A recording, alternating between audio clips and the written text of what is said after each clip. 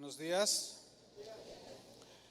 Nuestro tema de hoy, Dios hace milagros. El día de hoy, ¿usted qué piensa?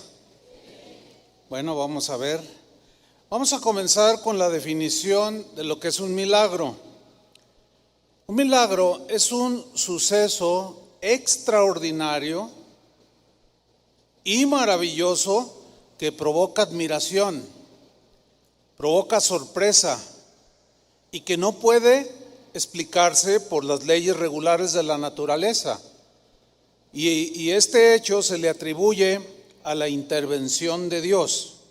Esa es la definición de un milagro.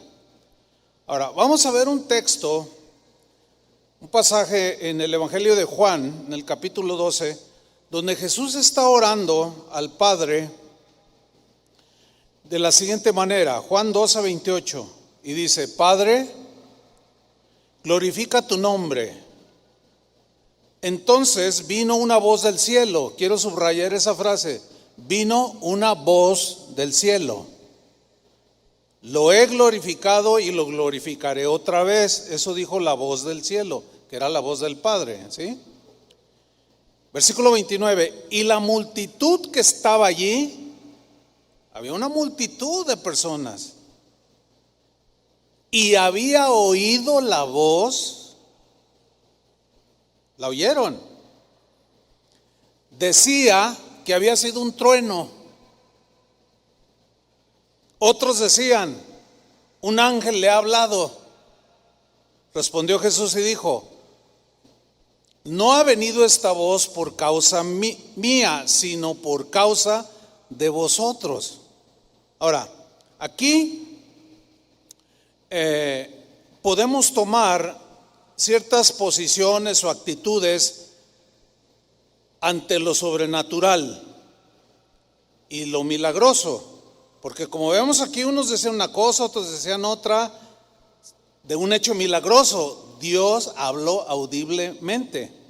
Una actitud que se puede tomar, o que algunos toman, es el de dar una explicación natural y científica, dirían otros, ¿no? De algún suceso extraordinario. Es una actitud que algunas personas, una posición que algunas personas toman. No existen los milagros, todo tiene una explicación natural, dicen. Bueno, y se respeta, ¿verdad? Cada quien piensa lo que quiere, ¿no?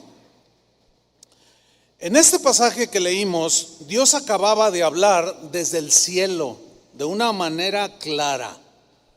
Todos lo oyeron. Algunos dijeron que había sido un trueno.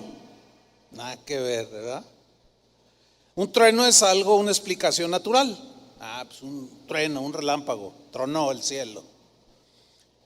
Ellos queriendo dar una explicación natural de algo que era evidentemente un suceso divino y milagroso, pero algunos dieron una explicación natural. Ok. Otros toman la actitud de distorsionar un evento milagroso. De lo que sucedió lo distorsionan o se confunden ante el hecho milagroso y dicen cualquier cosa, como los del pasaje que acabamos de leer. Un ángel le ha hablado. Nada que ver, un ángel. O estaban confundidos o deliberadamente dijeron un ángel. No querían reconocer que la voz del Padre había venido. Era un suceso milagroso, pero tomaron esa actitud y distorsionaron el hecho milagroso de la voz de Dios. Otros toman la actitud de atribuir los milagros a Satanás. No, esos están un poco más fuera de onda, ¿no? Pero acordémonos que a Jesús lo atacaron diciéndole: por el dedo de Belcebú echas fuera a los demonios, atribuyéndole a Satanás los milagros que Jesús hacía. Y algunos que dicen, estos negadores de milagros, porque hay cristianos aún, eso es lo triste, que niegan los milagros. Bueno, a estos negadores de milagros, o estos negadores de milagros suelen decir cosas como, cuando oyen de algún milagro que sucedió, dicen cosas como: cuidado, cuidado, porque Satanás también hace milagros. y citan un pasaje que se menciona, donde se menciona a la bestia de Apocalipsis 13:13, donde dice que la bestia también hace grandes señales, de tal manera que aún hace descender fuego del cielo a la tierra delante de los hombres. Eso es un suceso sobrenatural, ¿no es cierto? Pero se le atribuye a la bestia. Dicen, cuidado, cuidado, porque Satanás también hace milagros, dicen. Y luego citan a Pablo cuando habla del anticristo, del hombre inicuo, en segunda carta a los Tesalonicenses, capítulo 2, versículo 9, donde Pablo dijo, el advenimiento de este impío, de este inicuo, de este hombre malo, o sea, el anticristo, que es por obra de Satanás, irá acompañado, o sea, su aparición irá acompañado de hechos poderosos, señales, y yo subrayé con comillas, y falsos milagros. Entonces los que niegan los milagros el día de hoy, o que no creen, dicen, estoy hablando de algunos cristianos, dicen, no, cuidado porque Satanás también hace milagros. Ahí dice, falsos milagros. Ahora, si hay falsos milagros, implica que hay milagros verdaderos, ¿sí o no?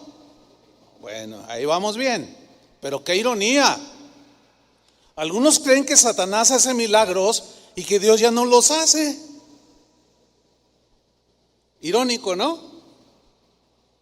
Otros toman la actitud de afirmar tajantemente, rotundamente, que el tiempo de los milagros ya cesó, terminó. Que terminaron los milagros cuando el último de los apóstoles murió, porque eran a los que Dios había encomendado y les había dado el poder de hacer milagros. Y dicen, cuando murió el último apóstol, cesaron los milagros en la tierra. Bueno, lo que pasa es que quienes afirman esto solo alcanzan a ver los excesos de algunos.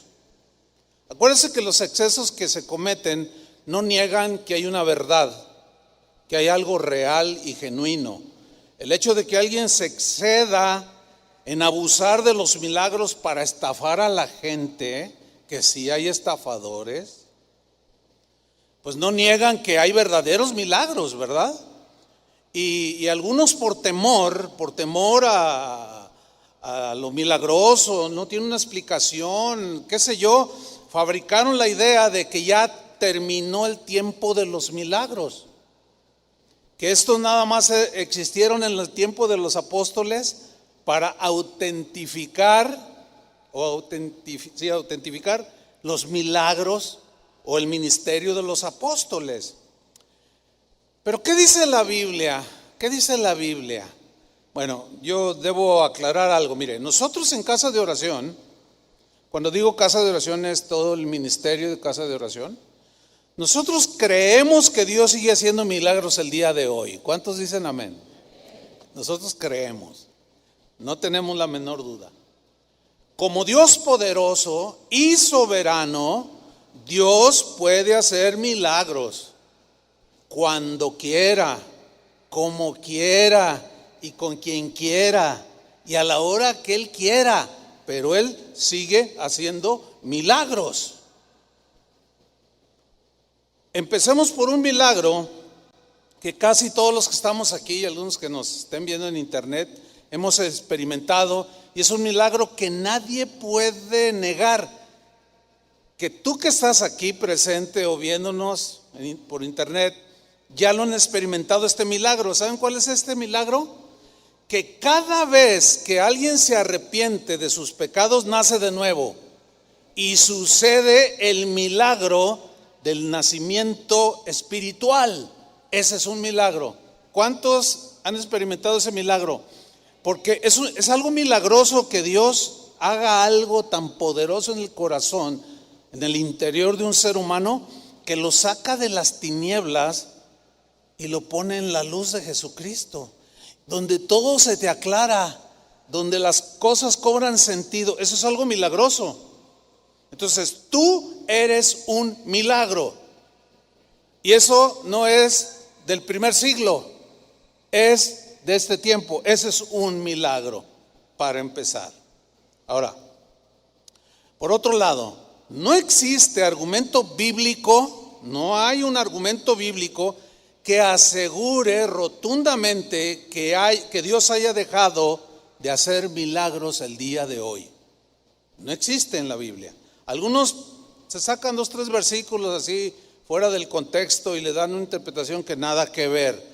Al contrario, miren lo que afirma Hebreos 13:8 respecto de Jesucristo. Dice: Jesucristo es Él mismo. Quiere decir que no cambia, quiere decir que es inmutable, quiere decir que su omnisciencia sigue operando, sus atributos siguen operando, su omnipresencia sigue operando, como en el Antiguo Testamento, como en el tiempo de Jesús y el día de hoy también. Sus atributos no han disminuido, su atributo de todo poder no ha disminuido, sigue vigente. Jesucristo es el mismo ayer, o sea, el pasado, hoy y por los siglos. En la versión en lenguaje actual, Hebreos 13:8 dice así: Jesucristo nunca cambia. ¿Cuándo cambia Jesús? Nunca. Es imposible, Él es inmutable, no cambia. Él sigue siendo el mismo por los siglos de los siglos. Entonces, si Él no cambia, ¿cómo va a cambiar su poder para hacer milagros? ¿Cómo va a cambiar que sus atributos se sigan manifestando? Porque es un Dios que así es Él, todopoderoso, todo omnisciente, presente en todos lados.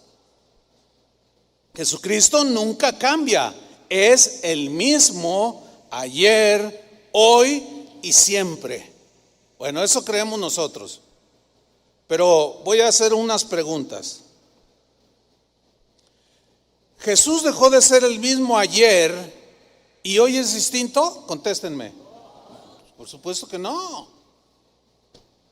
Si el Jesús que pisó esta tierra hace 2000 años hacía milagros, ¿ahora ya no es el mismo? Conteste. A ver, otra vez, porque a lo mejor no lo dije bien. Jesús, el que hizo milagros en el primer siglo, ¿sigue haciéndolos el día de hoy? Por supuesto que sí. ¿O ya cambió?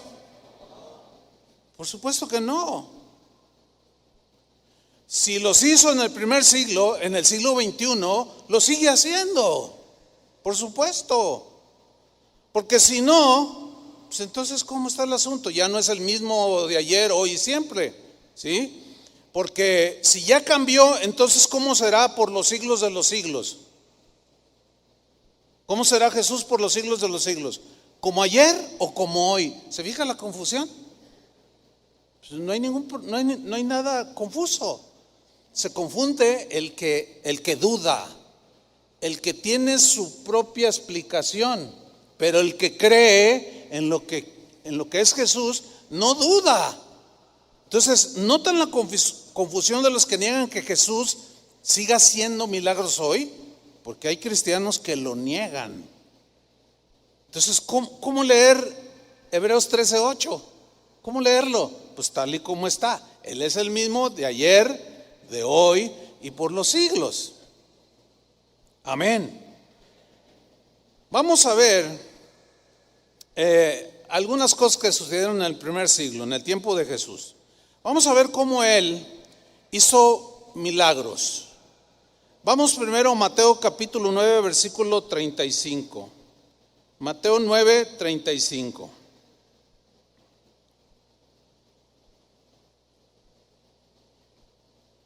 Cuando lo tenga, diga ya. Bueno, ahí va. Dice así Mateo 9:35. Recorría Jesús todas las ciudades y aldeas, enseñando en las sinagogas de ellos y predicando el evangelio del reino y sanando toda enfermedad y toda dolencia en el pueblo. Ok. Algunos afirman que solo a los apóstoles se les dio el poder de hacer milagros de todo tipo y que solo fue para la era apostólica. Y citan Mateo 10, versículo 1, que dice así: Jesús reunió a sus 12 discípulos, ahí está, a los 12.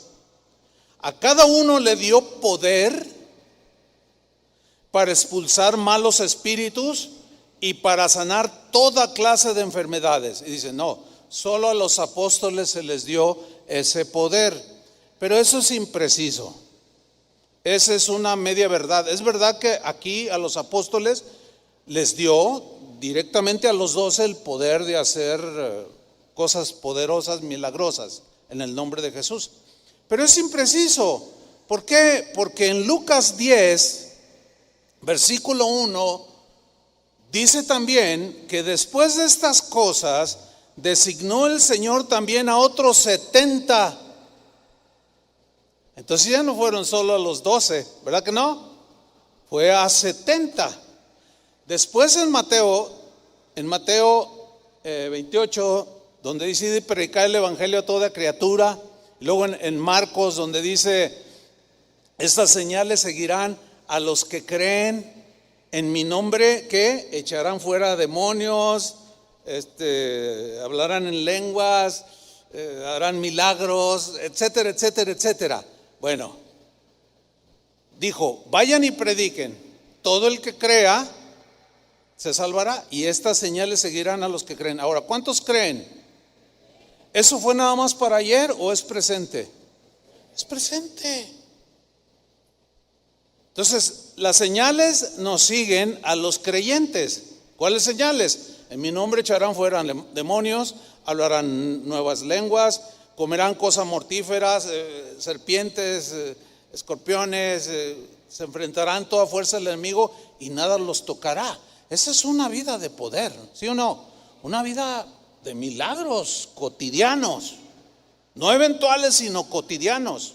Bueno, sigo leyendo Lucas 10:1 para comprobar que no solo a los 12 les delegó el poder de hacer obras maravillosas.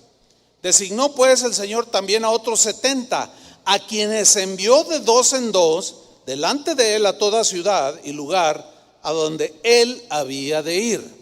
Ok, en el versículo 9 del mismo Lucas 10:9, les dijo Jesús a esos 70, y sanad a los enfermos que en ella haya, o sea, en la casa donde ellos entraran, y decidles, se ha acercado a vosotros el reino de Dios.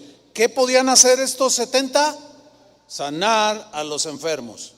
Y muchas enfermedades de ese tiempo, como el tiempo de hoy, eran incurables, lo cual implica que al orar por ellos y sanarse, sucedían milagros.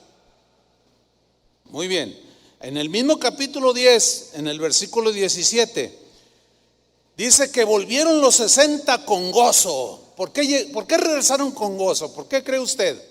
Porque lo que el Señor les había delegado, ese poder, funcionó. No solo a los 12, también a los 70. Y no solo a los 70, a todos los que creen. Es obvio que el que no cree, pues no pasa nada. Es obvio.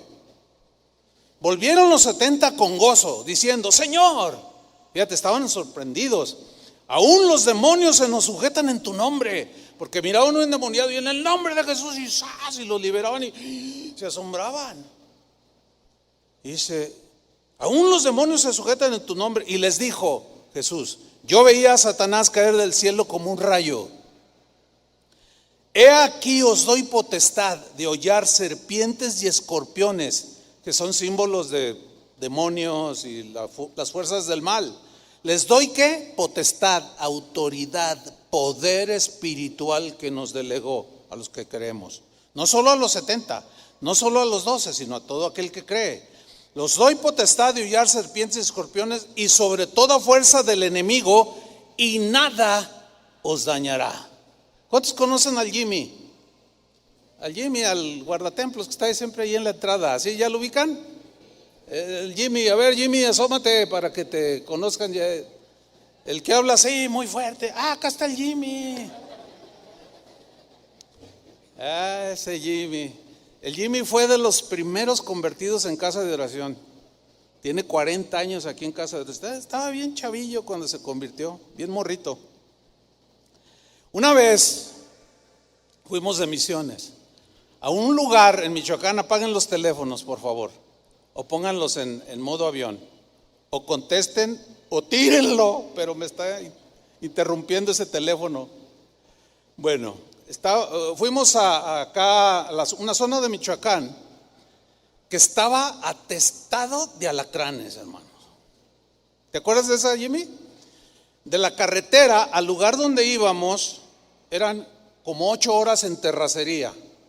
Llegamos en la madrugada, un calor que hacía espantoso. Las casas de los hermanos pues no son como las nuestras, son como chozas, casi puro techo, no tienen tapadera, nunca hace frío en esa zona.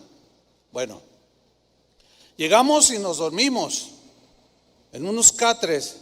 Como eso de las 3, 4 de la mañana, el Jimmy empezó a gritar: ¡ay, ay, algo me picó, algo me picó! Y yo desperté y tenía una lámpara y lo alucé. Le dije: ¿qué pasó, Jimmy? Algo me picó, cayó de arriba y algo me picó. Entonces yo me levanté y dije: a ver, ¿qué? Y estaba un alacrán de este tamaño, güero. Estaba muerto porque al picarle, él lo golpeó y cayó al suelo. ¡Ay, te picó un alacrán! Y el Jimmy nomás. Entonces, déjame ir con el hermano Pablo, porque él solía cargar suero antialacránico, o sea, el antídoto contra el veneno del alacrán. Hermano Pablo, dice que un alacrán le picó al Jimmy. Dice: ahí traigo, se me olvidaron. ¿Cómo, hermano? Y se levanta el hermano. Oh, hermanos, dice, ahora sí, a ver si es cierto. A ver si es cierto que tienen fe, hermano, porque 8 horas de regreso en la noche, ya al amanecer, se nos muere en el camino. No, o creemos, o ¿qué onda, Jimmy? ¿Tú crees que Dios te pueda sanar? Bueno, pues como lo ven, pues ya es obvio que ahí está el Jimmy, ¿no? Y dijo: pues sí, no te queda otra, ¿verdad? Y oramos y dijimos: en el nombre de Jesucristo. Y creímos por un milagro que el poder de Dios se manifestara. Y nos acostamos a dormir. Cuando yo abro los ojos ya en la mañanita, que me acuerdo, enciendo la lámpara y lo aluzo. Y estaba bien acurrucadito. Y ya me levanté: Jimmy, ¿cómo estás? Estoy bien. Me empecé a entumir, pero estoy bien. Y ahí está el Jimmy. Entonces nadie nos viene a contar que no funciona. Nadie nos viene a decir que no hay ese poder en el que cree. Entonces ellos están muy regocijados, los 70, y dicen en el versículo 20, les dice Jesús: pero no regocijéis de que los espíritus se os sujetan, o que tienen poder sobre las fuerzas del enemigo, sino regocijaos de que vuestros nombres están escritos en los cielos. Miren, Jesús no está minimizando los hechos milagrosos. Lo que está haciendo es ubicar las cosas. Los hechos milagrosos deben ser cotidianos en nuestra vida, pero no es lo más importante en nuestra vida. Lo importante es que nuestros nombres estén escritos en el libro de la vida, pero no que esté minimizando el Señor los milagros. Ahora, que algunos abusen para quitarle el dinero a la gente, estafándolos, esa es otra cosa. Ese es otro asunto. A ellos se refirió Jesús cuando dijo: muchos me dirán en aquel día: Señor, Señor, en tu nombre hicimos muchos milagros, en tu nombre echamos fuera demonios, en tu nombre sanamos enfermos. Y yo les diré: nunca los conocí, porque esos son los estafadores. Pero los cristianos genuinos debe ser algo natural, cotidiano. Pero eso no es tanto nuestro regocijo, sino de que nuestros nombres están escritos en los cielos. Denle un aplauso al Señor.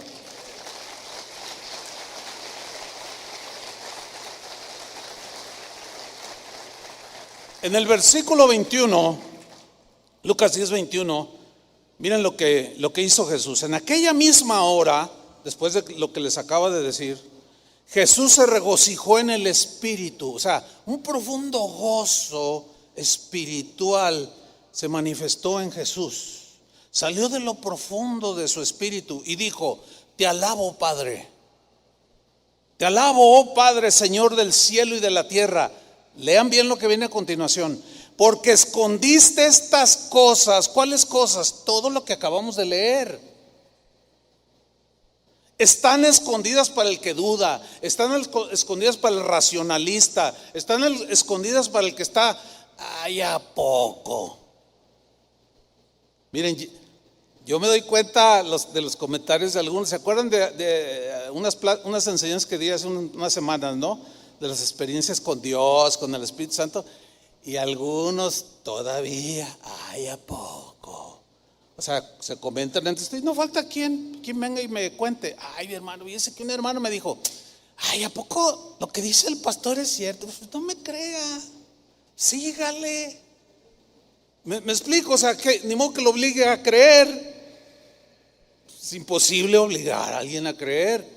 Pero a todos esos racionalistas, todos esos que dudan, por eso no experimentan lo que para todo cristiano debe ser algo natural. No lo experimentan porque dudan. Y Jesús se regocija y dice: te alabo, oh Padre, Señor del cielo y de la tierra, porque escondiste estas cosas de los sabios y de los entendidos, los que dan toda explicación, como los que estaban allí que oyeron la voz de Jesús. Explicación científica: era un trueno. Explicación confusa: se me hace que era un ángel. Pero nunca reconocen que realmente Dios habló. O sea, no reconocen el milagro auténtico. Bueno, esas cosas están escondidas para todos esos. O sea, nunca las van a ver, nunca las van a experimentar. Están escondidas de este tipo de personas y las ha revelado a los niños. ¿Quiénes son los niños? Los sencillos, los que le creen a lo que él dijo. Sí, Padre, dice, porque así te agradó. Ahora, cuando la ciencia médica llega al final de sus recursos y toda esperanza humana se ha desvanecido, en respuesta a las oraciones de los que creen, Dios decide soberanamente en algunas ocasiones, porque no en todas, porque eso es algo soberano de Dios, tocar el cuerpo de alguien enfermo y restaurar la salud de la persona enferma. Eso es algo soberano. Nosotros nos toca orar. Hay unos que se sanan y otros no se sanan. Eso le compete a Dios. Lo que a nosotros nos compete es creer y orar. Yo en lo personal he tenido muchísimas experiencias que me faltaría el tiempo para contarlas todas, de cómo he impuesto mis manos sobre enfermos y sanan, otros no sanan, otros les he impuesto las manos y se mueren. Bueno, es que eso es algo soberano de Dios, pero eso no quita de que sigan sucediendo milagros que de una manera soberana Dios quiera hacerlos. La verdad es que en 40 años, aquí en Casa de Oración, hermanos, tenemos decenas y decenas y decenas de casos de sanidades milagrosas, de enfermedades incurables, cáncer, sida, diabetes, gente que ya los doctores dijeron: no, ya preparen el funeral, y se ora y de manera soberana Dios decide, porque a fin de cuentas Él es el que hace el milagro. Pero tiene que haber gente que ore y crea, y eso nos compete a nosotros. Algunos, fíjense que pues al dudar, pues no experimentan todo esto que estoy diciendo. Miren, en una ocasión, de esto hace como 45 años, todavía Casa de Oración no existía. Esto sucedió en la iglesia donde yo nací. Mi abuelo estaba recién convertido. Era un anciano en ese tiempo, como de 85 años. Él había tenido un accidente donde tropezó y al irse hacia el frente, Se proyectó con una puerta que tenía un vidrio y con el brazo quebró el vidrio, pero los vidrios le rasgaron aquí todo, aquí mira, así. Casi se muere desangrado. Entonces pues lo operaron, lo cosieron y su brazo ya no tenía movilidad. Su brazo quedó así, o sea, siempre lo traía así, no lo podía extender porque la cicatriz y todo eso, entonces su brazo quedó así. Y así anduvo como por, no sé, 5 años el abuelo. Y su mano movía los dedos, pero no podía levantarlos, etcétera. Y siempre andaba así. Bueno, recién convertido vino a Guadalajara y lo llevé a la congregación. Y estaba el abuelo, yo estaba en la alabanza en esa ocasión, y mi abuelo estaba sentado por ahí en la mitad. Y había unos hermanos que estaban predicando, unos invitados, y la esposa de uno de ellos, de pronto, ella dice: ese señor que está allí, el de lentes gruesos, era mi abuelo. Y dice: póngase de pie. Y mi abuelo se pone de pie y le dice: Dios quiere hacer un milagro con usted. No sé qué tipo de milagro. Entonces le digo, yo y otros allí que lo conocían le dijeron: es que su brazo está tullido, su brazo estaba así.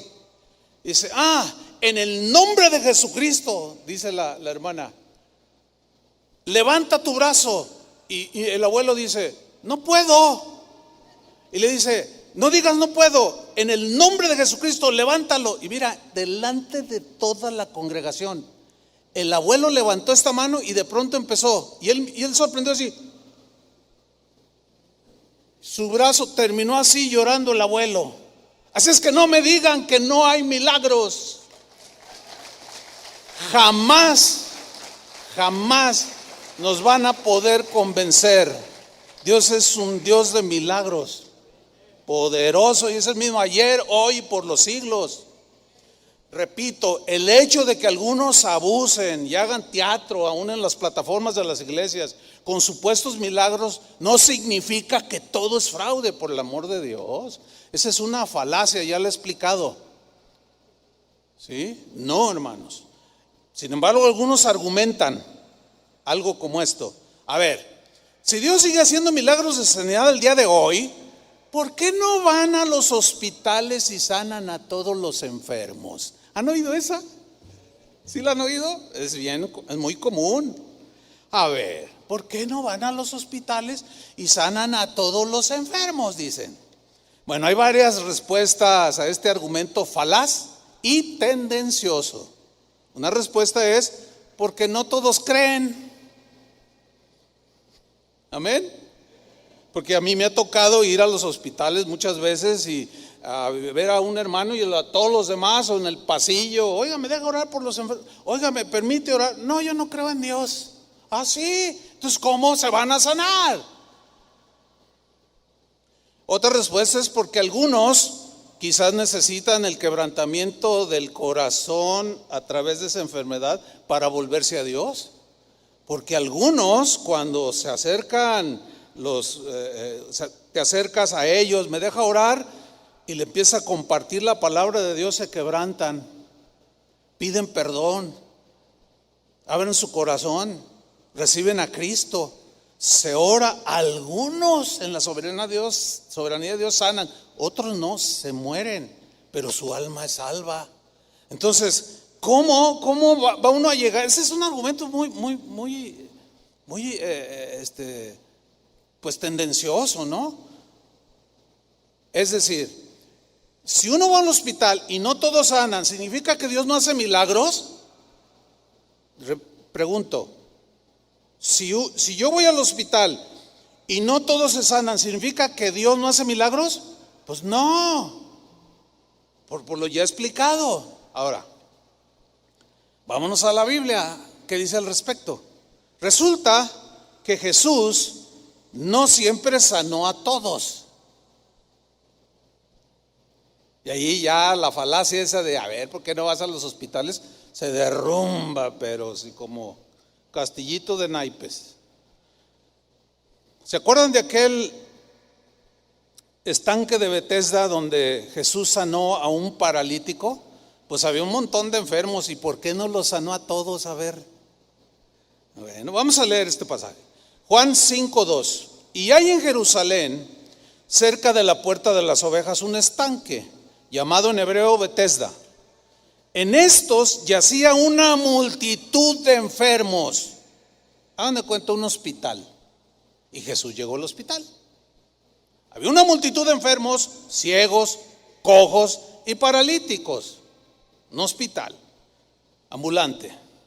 Y había allí un hombre que hacía 38 años que estaba enfermo.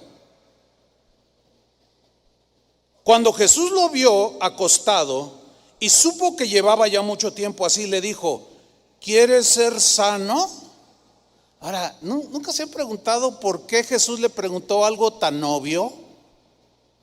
A ver, ¿qué enfermo no se quiere sanar? Yo no conozco ninguno que diga: no, a mí me gusta estar paralítico, a mí me gusta estar ciego, a mí me gusta estar con el hígado todo así. Ninguno, yo no conozco a uno solo. Pero la pregunta de Jesús parece, algunos, los racionalistas, ¿verdad? Dirían: ay, qué pregunta tan tonta, dirían, ¿verdad? ¿Por qué Jesús le preguntó algo tan obvio? ¿Saben por qué? Porque Jesús lo único que espera y demanda es fe, que le crean. Hay gente que nos llama y dice: oiga, pastor, por favor vayan a orar al hospital por mi abuelita, ¿verdad? Oiga, y ella cree, no, más bien atea a la viejita. ¿Y quiere que vaya a orar para que el Señor la sane? Pues sí, pero ella no cree nada, O sea, está casi imposible eso. Ahora, fíjate en el versículo 7, le responde este hombre: Señor, le respondió el enfermo. Y lo subraya, le respondió el enfermo, él: no tengo quien me meta en el estanque cuando se agite el agua, y entre tanto que yo voy, otro desciende antes que yo. Porque se decía que un ángel bajaba y movía las aguas, y el que bajara primero el agua, ese se sanaba. De eso no voy a tocar ese punto. Jesús le dijo, el versículo 8: levántate, toma tu lecho y anda. Y al instante aquel hombre fue sanado y tomó su lecho y anduvo. Pregunta: ¿a cuántos sanó Jesús en ese hospital ambulante? A uno. ¿Y por qué no sanó a todos? ¿Por qué? Es una buena pregunta, ¿no? Bueno, ahí está la respuesta para los que dicen: ¿por qué no van a los hospitales a orar por los enfermos y que todos se sanen? Pues ni Jesús lo hizo, por las razones que expliqué y otras muchas. Ahora, otra respuesta también consonante bíblica a ese argumento tendencioso está en Marcos 6:4. Marcos 6:4 dice: mas Jesús les decía: no hay profeta sin honra sino en su propia tierra, porque ni sus familiares creían en él, y entre sus parientes nadie es profeta en su tierra. Hasta hay un dicho, ¿verdad?, conocido en casi todo el mundo: nadie es profeta en su tierra. Dice: y entre sus parientes y en su casa. Ahora fíjate el versículo 5 y subráyalo o apréndelo de memoria para cuando te salgan los negadores de milagros. Versículo 5: y no pudo hacer allí ningún milagro. Ahora, fíjate, dice que no pudo hacer allí ningún milagro. No pudo. No, mira, déjame explicarte esto. No es que su poder haya disminuido. No, porque Él es el mismo de ayer, hoy y por los siglos. ¿A qué se refiere y no pudo hacer allí ningún milagro? Sigamos leyendo. Salvo que sanó a unos pocos enfermos, no a todos. Ahora, ¿podía sanar a todos? Sí, porque hay otros pasajes donde dice que sanó a todos, pero porque todos creían. Y aquí sanó unos pocos y no pudo hacer allí ningún milagro. Ahora, ¿eso significa que él se le había disminuido el poder? Claro que no. Pero entonces, ¿por qué no pudo hacer ningún milagro? ¿Por qué no hizo ningún milagro allí y solo unos poquitos enfermos se sanaron, poniendo sobre ellos las manos? Aquí está en el versículo 6 la respuesta. Y estaba asombrado, así maravillado de la incredulidad de ellos. Ahí está. ¿Por qué no pasa nada en la vida de algunos de vosotros, para que se oiga bíblico? Por su incredulidad, porque siguen dudando, por eso. Y luego ven los milagros en los otros y empiezan a dar sus explicaciones naturales, científicas. Fue un trueno. No le dolía, lo que pasa es que estaba en su mente. Y se agarran con unas explicaciones impresionantes. Y otros más confundidos, así como que, ay, a mí se me hace que fue con un brujo. Yo vi que le hicieron una limpia. Y quién sabe cuántas cosas inventan. Pero los sencillos, los que creen, son asombrados por el poder de Dios. Cuando se manifiesta y suceden cosas milagrosas. Y estaba asombrado Jesús. ¿Te puedes imaginar al Hijo de Dios? Al autor de nuestra fe. Asombrado, así como, una actitud más, así como, no creen. No creen. Estaba asombrado de la incredulidad de ellos. En la versión Palabra de Dios para Todos, este versículo 6 dice: Jesús estaba muy sorprendido porque la gente de su pueblo no tenía fe. Ahí está la respuesta. Dios sigue haciendo milagros. ¿Cuántos dicen amén? De todo tipo. Dios sigue haciendo milagros de provisión, por ejemplo. Cuando no hay suficiente dinero, cuando las cosas escasean, las cosas materiales cotidianas de la vida, así como lo hizo cuando Él pisó esta tierra, lo sigue haciendo el día de hoy, sin duda. Vamos a Juan capítulo 6. Juan capítulo 6, versículo 1. Después de esto, dice, Jesús fue al otro lado del mar de Galilea, el de Tiberias. Y le seguía gran multitud, porque veían las señales que hacía en los enfermos. Milagrosamente los sanaba. Entonces Jesús subió a un monte y se sentó allí con sus discípulos. Y estaba cerca la Pascua, la fiesta de los judíos. Cuando alzó Jesús los ojos y vio que había venido a él gran multitud, le dijo a Felipe, uno de los apóstoles: ¿de dónde compraremos pan para que coman estos? Pero esto decía para probarle, o sea, a ver cómo iba a reaccionar Felipe, porque Felipe ya había visto lo suficiente del poder de Dios, de Jesús y del poder de Dios. Felipe junto con los otros ya habían visto muchos milagros, y ahí estaba una multitud de 5,000. Sin contar las mujeres y los niños, dice Mateo. Que los cálculos, según los entendidos, eran entre 10 a 12,000 o hasta 15,000 personas. Porque siempre hay un montón de niños y de señoras, ¿verdad? De mujeres. Pero nada más contaron a los varones y ahí estaban. Jesús ya sabía lo que iba a hacer, pero estaba probando a Felipe a ver cómo iba a reaccionar. Dice: ¿de dónde compraremos pan para que coman todos estos? Pero esto decía para probarle, porque él sabía lo que había de hacer. Felipe le respondió: 200 denarios, que era una buena cantidad, 200 denarios de pan no bastarían para que cada uno de ellos tomase un poco. No alcanzamos, Señor, los fondos escasean, no hay lo suficiente. ¿Qué sucede? Uno de sus discípulos, Andrés, hermano de Simón Pedro, le dijo: Señor, aquí está un muchacho que tiene 5 panes de cebada y 2 pececillos. O sea, llevaba su sándwich de pescado en su travesía siguiendo a Jesús. Y dice Andrés: ¿mas qué es esto para tantos? Se entiende que el chico, el muchachito, quizás estaba ahí ya ven que los niños siempre se vienen adelante. Quizás él escuchó: ¿cómo les damos de comer, Felipe? ¿Cómo le vamos a hacer? Y a lo mejor en el corazón humilde y sencillo de un niño, sacó su lonche y dijo, bueno, pues yo quiero compartir lo que traigo. Entonces Andrés le dice, Señor, pues mira, aquí hay un muchacho que trae unos 5 panes y 2 pececillos. ¿Pero qué es esto para tantos?, dice el mismo Andrés. Entonces Jesús dijo, haced recostar la gente. O sea, empezó a poner orden. No quiero que no, todo ordenado.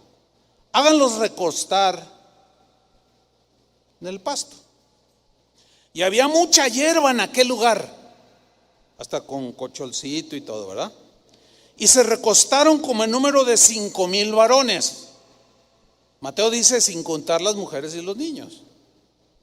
Versículo 11. Y tomó Jesús aquellos panes y habiendo dado gracias, los repartió entre los discípulos. Y los discípulos los repartieron entre los que estaban recostados, asimismo de los peces, cuanto querían. Y cuando se hubieron saciado, dijo a sus discípulos, recoged los pedazos que sobraron para que no se pierda nada.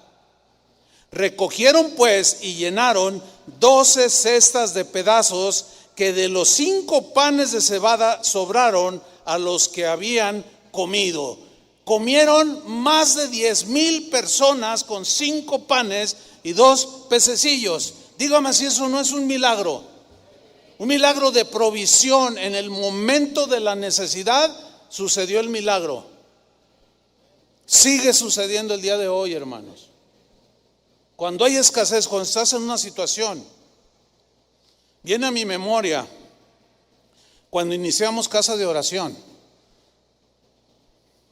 No teníamos dinero, no teníamos el apoyo de nadie. Dios me había dicho, tú confía en mí, tú ocúpate de lo mío y yo me voy a ocupar de lo tuyo. Y yo entendí, o sea, mi ocupación debía ser el hacer discípulos y predicar, y él ocuparse de lo mío era de mi sostén, ¿cierto? Así lo entendí yo, y así me lo dijo muy claro.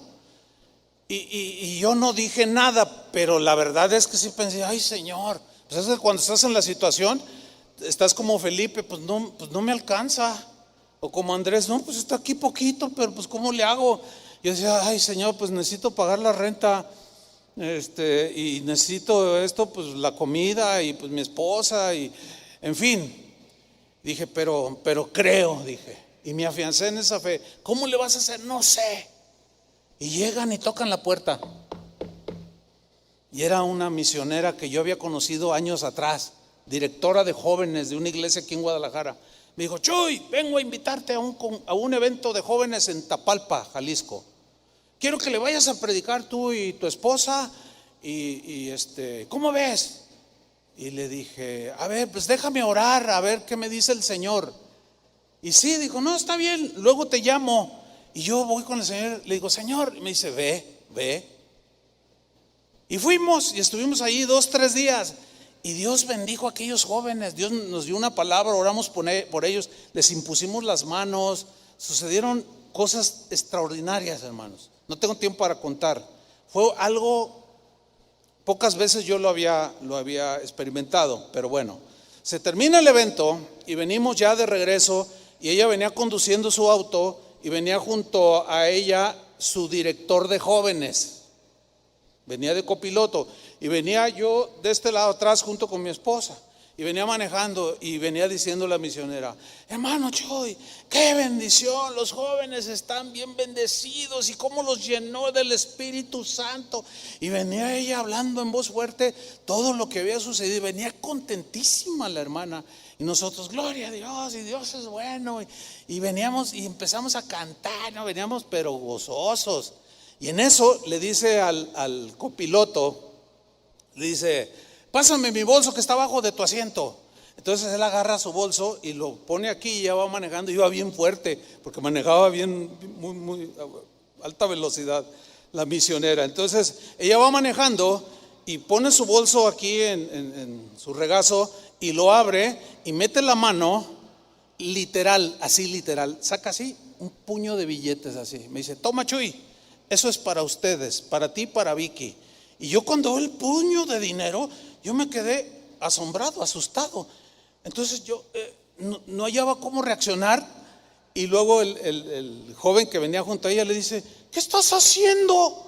Y le dice: pues dándole el obrero es uno de su salario. Dios lo usó, nos bendijo, nosotros lo vamos a bendecir. Toma, Chuy, eso es para ustedes. Y dice el joven que venía con ella: oye, eso es mucho. Cállate, le dice. Nunca es mucho en comparación a lo que Dios nos dio. Toma, Chuy, agárralos. Y yo no los agarraba porque era mucho dinero. En eso entra en una curva y me suelta el dinero para agarrar el volante y me cae todo el dinero así. Y yo me quedo y él iba a decir su nombre, pero no tiene caso, porque todavía por ahí anda.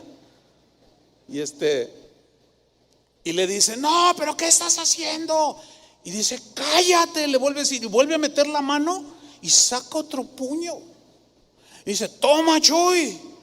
Y yo más asustado, y los volvió a dejar así en el suelo, en un auto chiquito.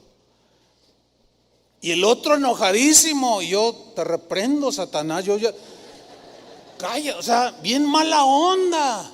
Y siempre hay gente así, siempre hay gente así. O sea, él mismo recibió las bendiciones del Señor, pero no fue, su corazón no había generosidad para dar. Entonces le dice, ya había guardado la bolsa, y siguió diciendo: no, pero que quién sabe qué. Y le dice: dame la bolsa otra vez. Y se la da y saca su cartera personal de ella y dice: mira, Chuy, mira, es todo lo que traigo. Y sacó todos los billetes que traía. Toma, me dijo.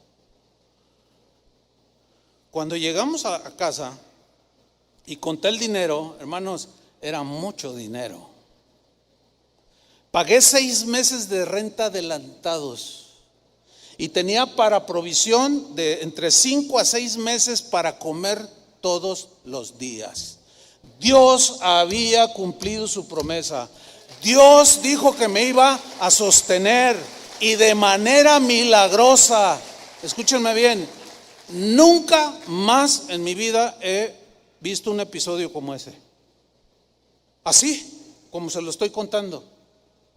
Nunca más lo he visto. Eso para mí fue un hecho milagroso de multiplicación, porque después yo le conté a ella: oye, era mucho dinero. Y dice: no era tanto. Le digo: pues era tanto. Y dice: es que, pues Dios lo ha de haber multiplicado. Pues claro que lo multiplicó. ¿O habrá alguna cosa difícil para él? Pues claro que no. Denle un aplauso al Señor.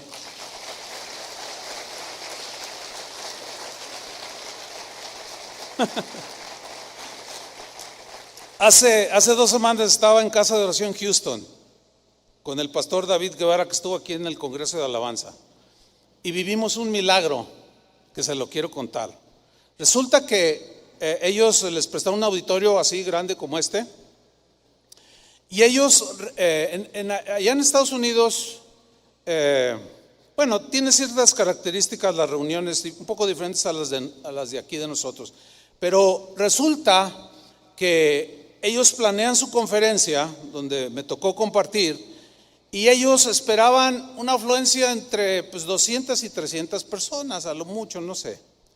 Y ellos dijeron: vamos a regalarles el refrigerio del sábado, que era cuando se convocó a la gente que quisiera ir. Y ellos prepararon ración para 200 personas, pero resulta que habían más de 600 personas en el auditorio. ¿Y qué cree que pasó? Todos comieron y muchos repitieron de ración. Cuando terminó, David se me acerca y me dice: pastor, acabamos de comprobar un milagro. Y me contó esto. Yo le digo: pues sí, pues de aquí en adelante, mi estimado David, debe ser lo cotidiano de un cristiano. Ahora, dirían los que niegan que Dios sigue haciendo milagros cosas como: es que no contaron bien a la gente. Otros dirían: no, lo que pasa es que lo más probable es que alguien llevó más comida y no se dieron cuenta. Otros dirían, están exagerando para manipular a la gente. Que no fue algo público, no lo dijeron público, a mí me lo dijeron porque ya se había acabado la reunión. Otros dirían, el diablo también hace milagros, Hermanos, Dios sigue haciendo milagros que escapan al entendimiento humano. El hecho de que no lo entiendas no significa que no son reales, pero cuida tu actitud, cuida tu corazón. No digas fue un trueno, no des tus explicaciones racionales. Y no digas, ay, un ángel, ay, se le apareció, ay, que lloró aquello, ay, que le salió una lágrima de sangre, ay, que esto y lo otro. No inventes. Lo milagroso que viene de Dios es y seguirá siendo, fue, es y seguirá siendo. ¿Se acuerdan cuando Jesús caminó sobre las aguas? Y Pedro también caminó sobre las aguas. Cuando él iba, dice que se alejó la barca y él los alcanzó y ellos vieron a lo lejos, así entre la penumbra, y gritaron, ¡un fantasma! Y Jesús dice, no, soy yo, les dice. Yo me imagino, hasta con cierto humor, así me lo imagino, no soy la Llorona. No, eso no. Eso de la Llorona es aquí de México. No soy un fantasma, soy yo, les dice. Entonces Pedro entre la penumbra dice, pues si eres tú, a ver, manda que yo vaya sobre las aguas. Y Jesús le dice, ven. ¿Y qué hizo Pedro? Descendió de la barca y caminó sobre las aguas. Claro, los que explican todo dirían, ay, ¿quién camina sobre las aguas? Ay, pues es lógico que la ley de la naturaleza, de la gravedad se aplica. ¿Y quién flota sobre? Pues nadie. Todos se hunden, ¿sí o no? Todos, yo si me tropiezo, no vuelo. Pues eso es lo natural. Pero precisamente lo milagroso es que rebasa las leyes de la naturaleza. Y según la Biblia, y yo le creo a la Biblia, Pedro caminó sobre las aguas. Después sabemos el desenlace, que vio que las olas y quitó su vista de Jesús y comenzó a hundirse. Y Jesús les tiende la mano y le dice, Pedro, ¿por qué dudas? ¿Por qué dudas? Y lo tomó y volvió a caminar sobre las aguas, no lo cargó, porque dice, y subieron a la barca, o sea, lo sacó y él volvió a caminar sobre las aguas y subieron a la barca. Eso es algo milagroso. Ay, ¿a poco esas cosas? Bueno, ok, sucedió, pero ¿a poco eso sucede hoy? Mire, le voy a contar una historia. Han oído del hermano Pablo Hunter, ¿no? Que fue nuestro pastor toda la vida. Si quieren saber quién es, solamente hay un video en YouTube. Ponga en YouTube Pablo Hunter, Hunter, ¿sí? Y ahí le sale para que usted lo conozca. Los que no lo conocen nada más oyen hablar de él, ¿no? Pero él murió ya hace algunos años y él fue nuestro pastor toda la vida, toda su vida. Bien, él era un hombre de fe increíble, impresionante. Era un hombre que ahora yo quiero honrar su memoria, ¿no? Porque yo aprendí muchas cosas de él. Me enseñó muchísimas cosas. Y una vez se fueron a un viaje a la zona Tarasca, con los indígenas tarascas, a unas convenciones de pastores indígenas. Él tenía una van o una camioneta de esas grandotas Ford Econoline, cabían como 9 personas cómodamente cercanas. Eran unas camionetonas así pesadísimas. Y esa era la viajera, le pusieron a esa, porque era donde se iban a las misiones. Y se fueron. Yo no fui en ese viaje, pero en ese viaje iba el hermano Pablo e iba Toño Lázaro. ¿Quién es Toño Lázaro? El pastor que ahorita está en Manzanillo, Colima, y algunos lo conocen. Toño Lázaro estuvo aquí bastantes años y bueno, ahora es un pastor de una casa de oración. Y No recuerdo quiénes eran los otros que iban. Yo me acuerdo bien, Toño Lázaro, porque pues él fue el que me contó junto con el hermano Pablo lo que a continuación les voy a contar. Resulta que de regreso se les hizo de noche y les dijeron: no viajen de noche, mejor quédense a dormir porque es peligroso, hay muchos asaltos. Ya se empezaba a ver todas esas, en el área de Michoacán, los asaltos en las carreteras, que te cruzan un tronco y te hacen que te pares y se te aparecen ahí los malandrines con cuernos de chivo, metralletas, y te roban y a veces hasta te matan. Entonces el hermano Pablo dijo: no, es que tengo que llegar a Guadalajara, nos vamos. Ay, pues vamos a orar por ustedes. Bueno, toman camino, la brecha y luego la carretera. Ya venían en la carretera.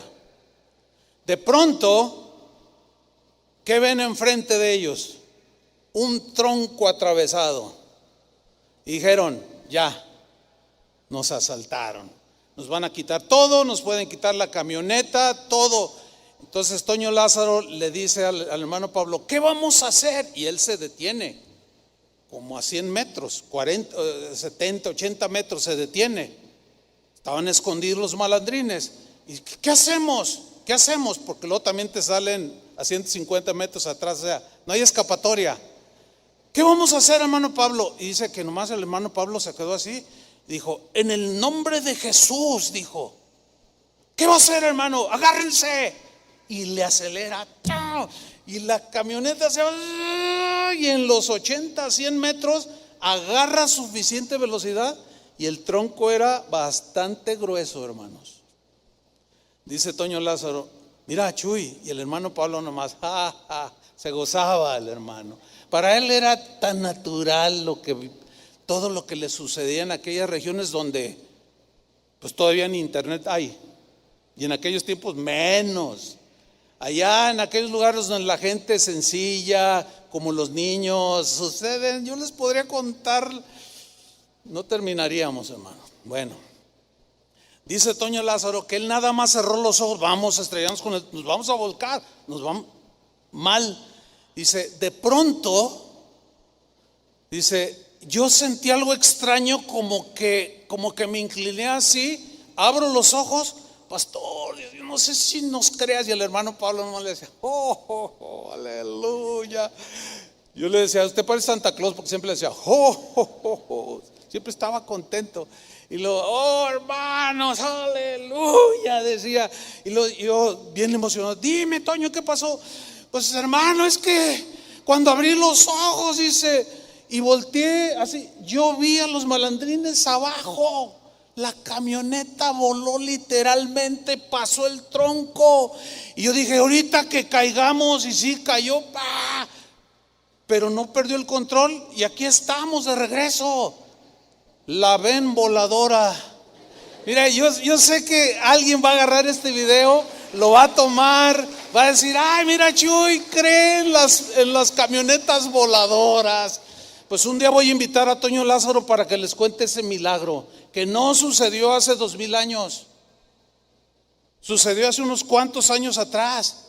Y les puedo contar muchísimos más.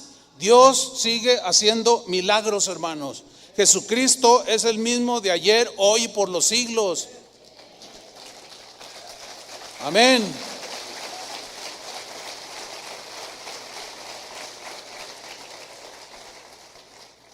El hecho de que Jesús resucitó a Lázaro de los muertos no significa que hoy los resucite a diestra y a siniestra.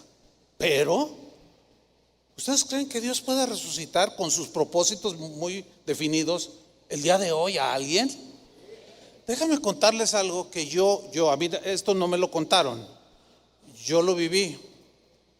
Estaba precisamente en una parte en la sierra de Oaxaca donde casi nadie llega, un pueblo llamado Las Delicias, Oaxaca. En ese pueblo era habitado más o menos por entre 800 a 1000 personas. Todos los habitantes de Las Delicias eran cristianos. Es el único pueblo que yo he conocido donde todos son cristianos. Las Delicias, Oaxaca. Y todavía está, ¿eh? Y ahorita el pastor de ese lugar se llama Andrés. Él lo conozco porque nos graduamos el mismo día que yo me gradué del Instituto Bíblico. Él fue uno de los graduados y él está pastoreando ahorita Las Delicias, Oaxaca. Esto que les voy a contar sucedió en 1985. Bueno, llegamos a Las Delicias, Oaxaca. La primera sorpresa que me encuentro es que todos eran cristianos. El hermano Pablo le dice al pastor: mira, te presento al pastor. Y ahí hablan un idioma, ¿no? Un dialecto. Pero el pastor habla español. Hablaba español, ya murió. Y él me contesta en español: hermano, bienvenido. Y le dice el hermano Pablo: a ver, le dice, cuéntele aquí cómo está el pueblo. ¿Cuántos son cristianos aquí en el pueblo? Dice: aquí todos somos cristianos. Y yo, esa es la primera sorpresa, ¿no? Todos son cristianos. Qué tremendo. Y luego me dice el hermano Pablo: ¿estás viendo, o sea, el pastor, estás viendo al presidente municipal de este pueblo? ¿También eres el presidente municipal? Sí, dice, pues es que por ley tiene que haber también pues esto, ¿no? Entonces tú eres el presidente municipal y eres el pastor. Me dice, sí. Y entonces le dije: si todos son cristianos, oye, ¿y qué onda? O sea, ¿cómo? Dice: venga para acá, hermano Chuy, lo quiero llevar a ver la cárcel, porque por ley tiene que haber un calabozo donde se mete a los delincuentes. Pues vamos. Llegamos, abre ahí el lugar pequeño, entramos y detrás de las rejas había costales de frijol, de maíz. Esos eran los presos. Entonces yo le dije: oye, hermano, ¿y qué? Dice: hermano, ni una sola vez ha entrado un delincuente de este pueblo en este calabozo, ni uno solo. Y yo así. Bueno, llega la noche y me dice el pastor: mira, ¿ves todas esas lucecitas que se ven en las montañas? Le digo: sí, alcanzo a ver unas lucecitas. Dice: mira, espérate unas 2-3 horas. Y ya, hicimos otras cosas ahí platicando, y de pronto va llegando gente a lo que iba a ser la conferencia.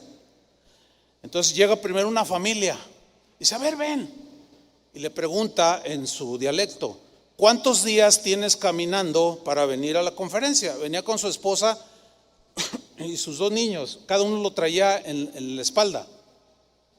Dice: tenemos 3 días caminando para venir a la conferencia.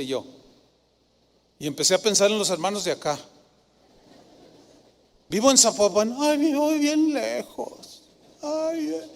Y yo dije: ¿qué es esto? Y al rato otro, y al rato: ven, ¿cuántos días tienes caminando? Yo tengo 2 días caminando y sin dormir para venir a la conferencia. Yo dije: wow. Bueno, llega la noche donde ya empezaba la conferencia. Yo iba a predicar. Para empezar, me encontré con que de todos los que llegaron y de los que había allí, armaron una orquesta. Hubiera visto la alabanza, hermano. No, impresionante. Y sus reuniones duran entre 4 a 5 horas y ustedes aquí mirando el reloj. No, da vergüenza, la verdad. Pero es que la gente sencilla, la gente que ama a Dios, no le escatima nada a Dios. Yo siempre, esas lecciones, fíjese, 1985, hace muchos años de eso, me han enseñado muchas cosas. Y yo he aprendido y sigo aprendiendo de la gente sencilla, es de la que yo aprendo más. Y yo estaba asombrado, estaba impactado del amor a Dios que le tenían. Y empieza la reunión, 2 horas cantando y alabando al Señor, pero bien bonito, hermano. Lo hacían en su dialecto, yo no lo entendía, pero pues algunos cantos me sonaban, ¿no? Yo los cantaba en español. Bueno, en eso detienen la alabanza y dice el que estaba dirigiendo: hermanos, dice, queremos, pastor fulano, venga y denos el testimonio. A esto quiero llegar. al testimonio. Entonces sube el pastor y a mí me están traduciendo. El pastor de allí de la iglesia me está traduciendo. Dice, yo le voy a traducir lo que va a decir el pastor. Dice, hermanos, dice, ¿se acuerdan que yo vengo de la población tal donde pues, no nos quieren a los cristianos y nos echan a perder nuestras cosechas, matan nuestros animalitos, nos persiguen, nos meten a la cárcel? Y ustedes saben que el presidente municipal donde yo vivo no tiene buena estima hacia nosotros los cristianos, pero nosotros lo amamos y nosotros oramos por él. Y pues, ¿qué creen que pasó, hermanos? Pero con una sencillez que platicó lo que les voy a platicar, que hoy lo recuerdo y digo, wow. Dice, ¿se acuerdan cómo nos perseguía, nos metía a la cárcel el presidente municipal? Todos, sí nos acordamos y oramos, decían. Pues, ¿qué creen? Hace 15 días su hija, una joven como de 16 años, se murió. Se murió de estar allí sentada, se agarró la cabeza y cayó y se murió. Y en aquellos lugares no los meten a un féretro, los ponen pues así destapados, descubiertos, nada más, y se les ve la cara así descubiertos. Dice, entonces nosotros nos enteramos que se había muerto la hija del presidente municipal. Y dijimos, ay Señor, y empezamos a orar por ellos. Señor, fortalécelos, consuélalos. Es algo terrible perder un hijo y su niña tan bonita. Y empezamos a orar diciéndole, hermano. Y en eso dice, el Espíritu Santo me habla y me dice, toma a fulano, sultano y mangano y vayan a la casa del presidente municipal y oren por la muchacha porque la va a resucitar. Y yo, así literal, estaba adelante. Dice, entonces tomé a fulano, sultano y mangano y nos fuimos rumbo a la casa del presidente municipal. Y ahí estaba el velorio ya. Entonces cuando nos ve venir el presidente municipal reacciona así, ustedes otra vez, ya les di, quítense de mi vista, espérense, permítame hablar, le decía el pastor. A ver, ¿qué quieres ahora? Mira, que no ves lo que nos pasó. Venimos a orar por tu hija. Pero mi hija está muerta, pero el Señor es todopoderoso. Déjanos orar por tu hija. Y el hombre accedió, hermanos, dice el pastor. Entonces la rodeamos y yo abracé a la muchacha y oré. Nada más dije, en el nombre de Jesús, y que abre los ojos y que se sienta. Y cuando ella se sentó, todos se cayeron al suelo. O sea, toda la gente que estaba alrededor llorando. Y el presidente municipal lloraba, gritaba, entregó su vida a Cristo. Hermanos, ese es el Dios que tenemos, es un Dios poderoso. Y todos los indígenas aplaudiendo y yo así.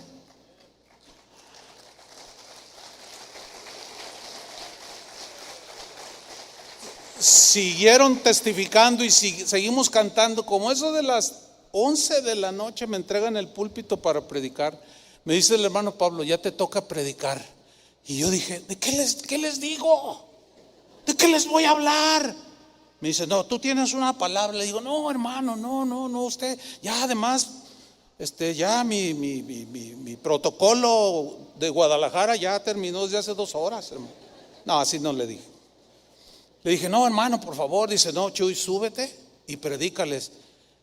Yo me paré en aquel púlpito, no me acuerdo lo que dije, le soy sincero. Yo me sentía tan nada delante de esas grandes personas de fe que me dieron unas lecciones de fe que yo después ya se me fue el tiempo para platicarles otras cosas más. Pero hermanos, el Dios que tenemos es un Dios que hace milagros. Mire, y para terminar, Marcos 9:14. Marcos 9:14. Dice, cuando llegó a donde estaban los discípulos, vio una gran multitud alrededor de ellos y escribas que disputaban con ellos, con los discípulos. Y enseguida toda la gente viéndole se asombró y corrieron a él, le saludaron. Él les preguntó: ¿qué disputáis con ellos? Respondiendo la multitud dijo: Maestro, traje a mi hijo que tiene un espíritu mudo, el cual donde quiera que le toma lo sacude, echa espumarajos, cruje los dientes y se va secando. Y le dije a tus discípulos que lo echara fuera, que lo echasen fuera, y no pudieron. Vean la respuesta de Jesús. Yo entiendo que cuando le da este reporte a este hombre, no pudieron tus discípulos echar fuera demonios cuando lo habían echado muchas veces. Yo imagino a Jesús, se les queda viendo con esa mirada de fuego así, ¿no? Y respondiendo él les dijo, ¿qué les dijo? Oh, generación incrédula. Estaba enojado Jesús. Oh, le estaba diciendo a sus discípulos, hermanos: oh, generación incrédula. Dice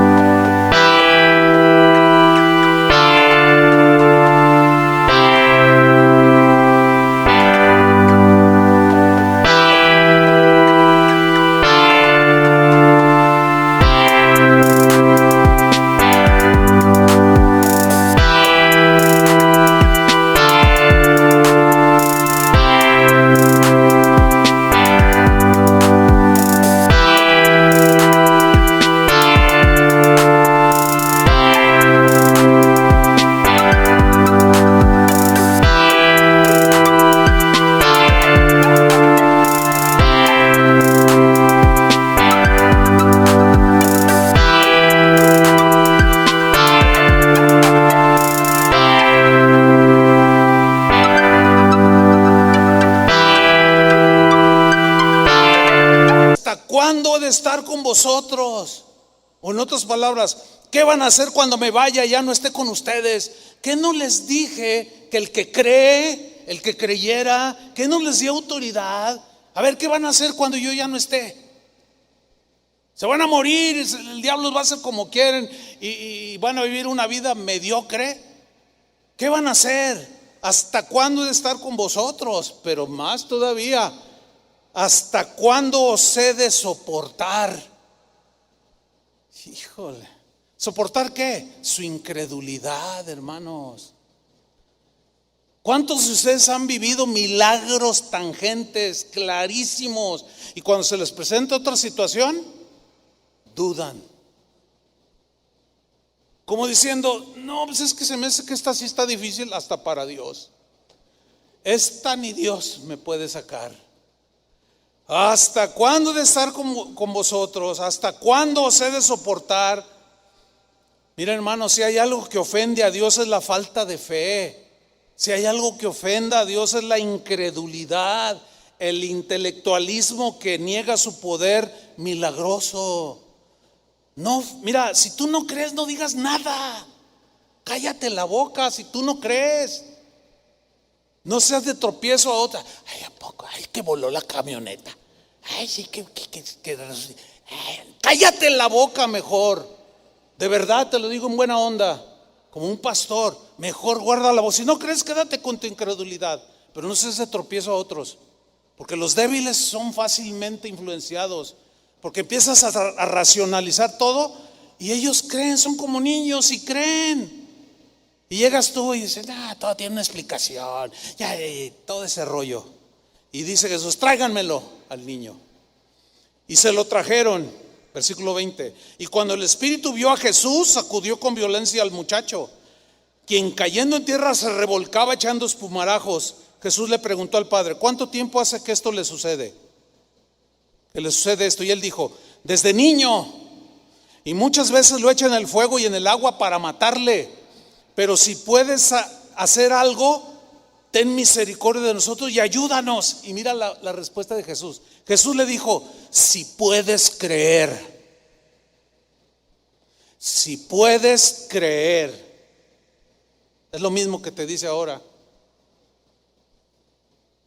Más de ustedes necesitan un milagro. Si puedes creer, ¿Puedes? Si puedes creer, al que cree, todo le es posible.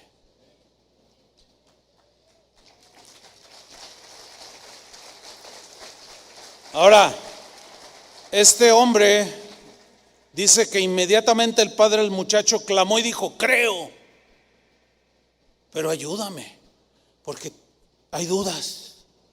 Creo, ayuda a mi incredulidad. Eso es muy humano y Jesús lo entiende. Pero de entrada dijo: creo. Si tú no crees, mejor no digas nada y quédate con tu incredulidad. Pero al que cree, todo le es posible. Y tu vida va a ser de milagro en milagro cotidiano, en todos los sentidos, en todos los niveles. Hace un tiempo yo estuve enfatizando mucho sobre la importancia de la palabra de Dios y no solo en los milagros. Yo no minimicé los milagros, ni las sanidades, ni los hechos portentosos. Lo que quería hacer es lo que hizo Jesús: ubicar las cosas. No se alegren tanto de eso, sino de que sus nombres están escritos en el libro de la vida. De ahí el énfasis que di por bastante tiempo sobre la importancia de la palabra de Dios. Bueno, ahora me tomo el tiempo para no minimizar, ni mucho menos, ni tampoco poner por encima de la palabra de Dios los milagros que son subjetivos, porque eso sí, un día terminarán cuando estemos en el cielo. Porque cuando estemos en el cielo, ¿para qué quiero yo un milagro de provisión o de sanidad? Ya no voy a necesitar milagros, porque el mayor milagro se consumará ese día, que lo veré cara a cara y tal como Él es. Pero mientras esté en esta vida, creo. Y puedo decir también: Señor, ayuda a mi incredulidad. Pero si no crees, no abras la boca, ni envenenes a nadie. Pero para el que cree, todo le es posible. Y que Dios bendiga sus vidas, hermanos.